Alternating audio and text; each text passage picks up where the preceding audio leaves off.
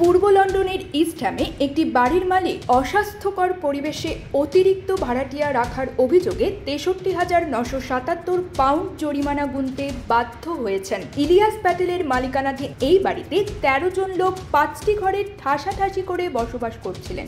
একই রান্নাঘর ও বাথরুম ব্যবহার করতে বাধ্য হওয়া এসব ভাড়াটিয়া মাসে ৬০০ থেকে ৭৫০ পাউন্ড পর্যন্ত ভাড়া দিচ্ছিলেন। নিউহ্যাম কাউন্সিলের পরিবেশ স্বাস্থ্য কর্মকর্তারা ২০২৩ সালের নভেম্বর মাসে অ্যাল্টমোর অ্যাভিনিউর একটি বাড়ি পরিদর্শন করেন। এ সময় তারা দেখতে পান ৫টি ঘর ৪টি ভিন্ন পরিবারের ১৩ জন সদস্য নিয়ে ঠাসা। এর মধ্যে ২টি পরিবারের ছোট শিশু ছিল। তারা একটি মাত্র রান্নাঘর ও বাথরুম ব্যবহার করছিলেন। কর্মকর্তাদের সঙ্গে কথা বলা প্রত্যেক ভাড়াটিয়া জানান তারা মাসে ৬০০ থেকে ৭৫০ পাউন্ড পর্যন্ত ভাড়া দিচ্ছিলেন।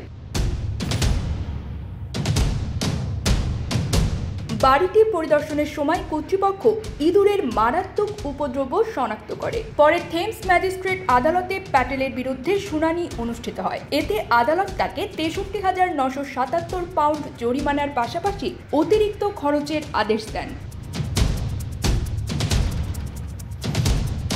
নিউহ্যাম কাউন্সিলের এক মুখপাত্র বলেন, নিউহ্যামে অতিরিক্ত ভিড় ঝুঁকিপূর্ণ ও লাইসেন্সবিহীন সম্পত্তি মেনে নেওয়া হবে না। আমরা আমাদের বাসিন্দাদের নিরাপদ পরিবেশ নিশ্চিত করতে দৃঢ় প্রতিজ্ঞ।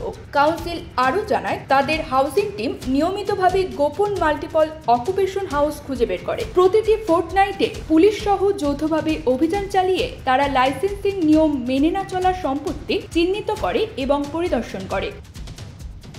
News desk, UKBD Times.